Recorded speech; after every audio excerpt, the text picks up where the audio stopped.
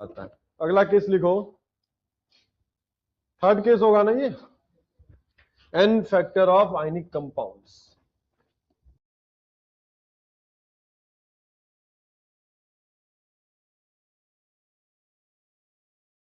लिख लिए?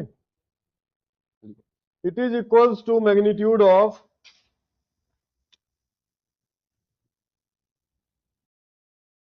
it is equals to magnitude of either positive or negative charge present।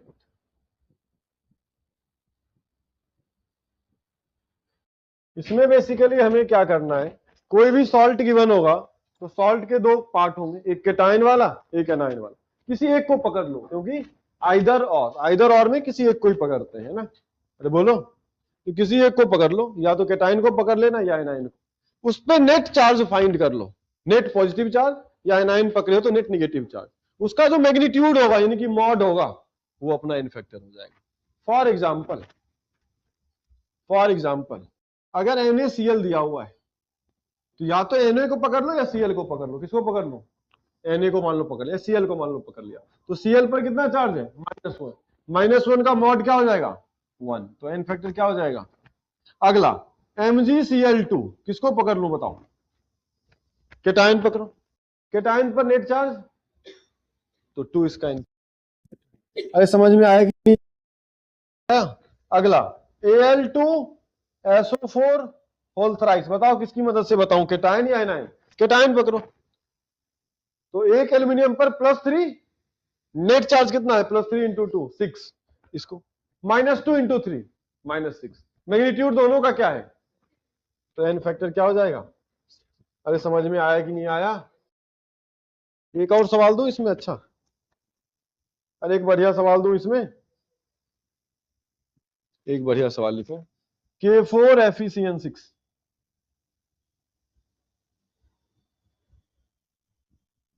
क्या होगा आंसर? 4। अरे केटाइन एनाइन कॉम्प्लेक्स है, ये पढ़ते हम लोग कोऑर्डिनेट कंपाउंड क्लास 12th में, तो एनाइन वाला पार्ट कॉम्प्लेक्स है, कोई नहीं। केटाइन पर, केटाइन क्या है? पोटेशियम, पोटेशियम पर चार्ज क्या होता है? +1, कितना है? 4, तो नेट चार्ज क्या हो जाएगा केटाइन? अरे नहीं आया समझ में? लिख ले जल्दी से, लिखने के बाद दो और एग्जांपल कर लें, Ca3N2 और AlF3। अरे कर लोगे?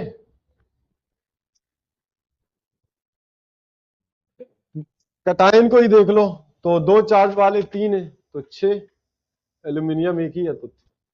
अरे आसान है कि नहीं है? सारे सॉल्ट का हो जाएगा, चाहे कॉम्प्लेक्स सॉल्ट हो या सिंपल सॉल्ट हो जाएगा। अरे बोलो, केटायन या एनायन में से किसी एक का, दोनों का नहीं कंसीडर। कुछ लोग क्या करते, केटायन और एनायन दोनों के मैग्नीट्यूड को जोड़ देते, सब गलती नहीं करना। अरे अभी पढ़ा रहे तो अभी तुम्हें याद है, 1 साल बाद ऐसी गलती नहीं करनी, ठीक है? अगला लिखो चौथा, एन फैक्टर ऑफ आयंस। चौथा केस है अपना एन फैक्टर ऑफ आयंस, है ना? ये होता है मैग्नीट्यूड ऑफ चार्ज। अरे आयन है तो उसमें चार्ज तो होगा ही होगा, ये सबसे सिंपल है, मैग्नीट्यूड ऑफ चार्ज, है ना? इससे आसान कुछ हो ही नहीं सकता। अब मैं कुछ आयन दूंगा, तुम्हें उनका एन फैक्टर बताना है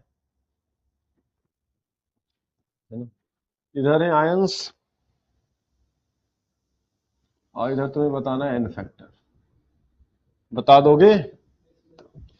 Cl minus, Al3 plus, Mg2 plus, Na plus, PO4 3 minus, SO4 2 minus. अरे चार्ज का मैग्नीट्यूड ही तो बताना है, तो यहां पर कितना है? 1 3 2, अरे बोलो 1 3। अरे नहीं आया समझ में? कोई डाउट है किसी को? एक सवाल दूं, करोगे? देखो, यहां तक कोई डाउट है किसी को?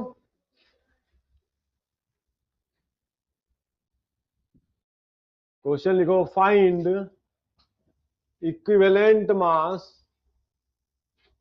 Find equivalent mass of sulphate ion. Equivalent mass का फॉर्मूला क्या होता है? अरे इक्विवेलेंट मास का फॉर्मूला क्या होता है? अरे आज ही तो लिखाया है पीछे, क्या होता है? Molar mass by n factor. तो सल्फेट आयन है, सल्फेट आयन बोले तो SO4 2 माइनस, तो यहां पर जो चार्ज का मैग्नीट्यूड है वो कितना है? 2, तो एन फैक्टर क्या हो जाएगा? 2। तुम्हें दिख रहा है उधर से? तो इक्विवेलेंट मास, मोलर मास बता दो सल्फेट का, 96। तो आंसर क्या आ जाएगा? Molar mass by n factor बोले तो 96/2, 48 ग्राम। नहीं आया समझ में? अरे बोलो, ये सब आसान है, जब तक रिडॉक्स नहीं शुरू हो रहा है तब तक आसान है ना? चलो अगला लिखो, n factor of elements. N factor of elements कौन सा केस होगा? ये fifth. N factor of element,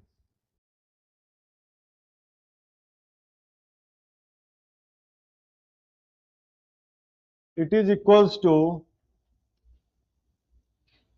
it is equals to valency of the element. Valency निकालना सबको आता है, तो बस हो गया, वही एन फैक्टर हो जाएगा, वैलेंसी ऑफ द एलिमेंट। अब मैं तुमसे तीन चीज एक साथ पूछ लेता हूं, एलिमेंट का नाम दे देता हूं, एन फैक्टर भी पूछ लेता हूं, इक्विवेलेंट मास भी पूछ लेता हूं, चलेगा?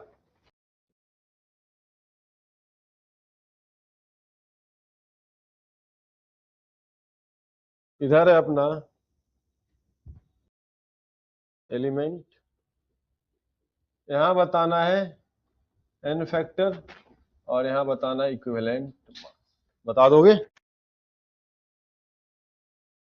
चलो, पहला है अपना सोडियम, दूसरा है मैग्नीशियम, तीसरा है एल्यूमिनियम और चौथा है बेरिलियम। बता दो। 4 बजे तक की क्लास है ना, आखिरी 5 मिनट बचे है ना। इसके बाद नया टॉपिक है, तो टॉपिक स्टार्ट नहीं करेंगे हम लोग, रिकैप कर लेंगे आज जो जो पढ़ा है उसको, है ना। चलो, तो सोडियम का वैलेंसी क्या होता है? तो एन फैक्टर क्या हो जाएगा?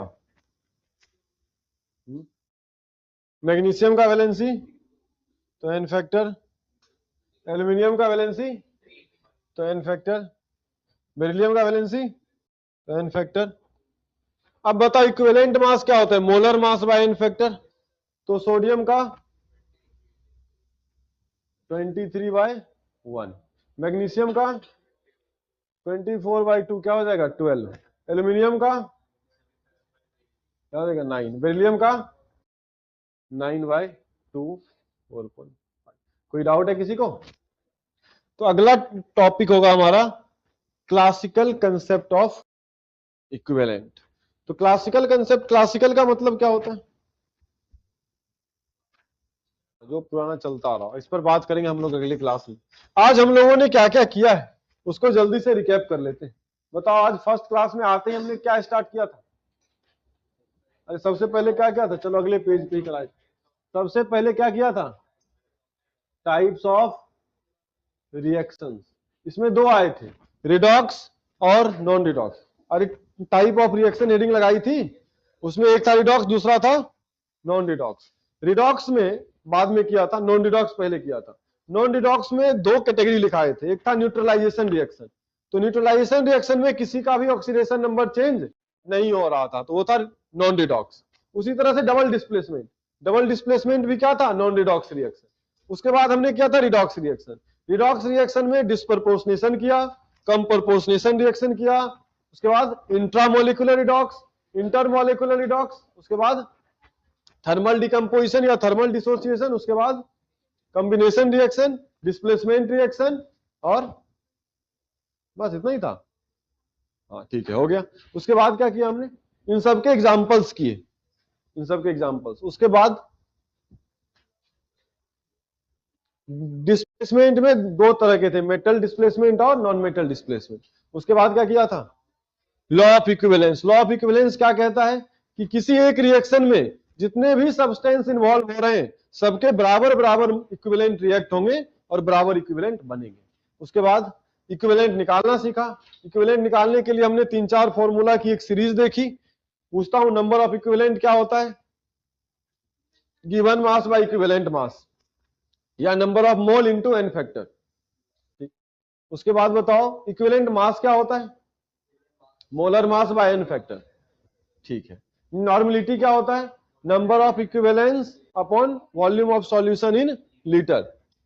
नॉर्मलिटी का दूसरा formula molarity into n factor. अब इन सारे फॉर्मूला को यूज करके हमने एक सवाल किया था। फिर हमें एक चीज समझ में आया था कि सबके रूट में एन फैक्टर है। अगर एन फैक्टर हमें निकालना आ गया तो हम सारे फॉर्मूला को सही सही अप्लाई करके सब कुछ बता सकते हैं। तो एन फैक्टर के लिए हमने सबसे पहले नॉन रिडॉक्स रिएक्शन का एन फैक्टर निकालना शुरू किया। अरे बोलो, नॉन रिडॉक्स में सबसे पहले हमने एसिड का एन फैक्टर निकाला। एसिड का एन फैक्टर क्या होता है, वो कितना H+ डोनेट कर रहा है या कितना लोन पेयर एक्सेप्ट कर रहा है अगर लुईस एसिड है तो।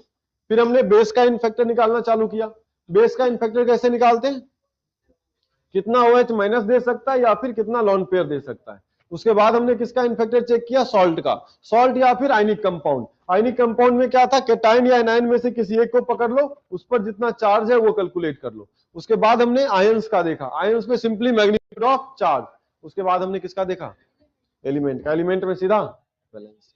तो यहां तक कोई डाउट है तो बता दो, अदरवाइज हम लोग क्लास को यहीं तक खत्म करेंगे, है ना। चलो तो आज के लिए इतना ही रखते हैं, मिलते हैं अगली क्लास में। Bye all, thank you all.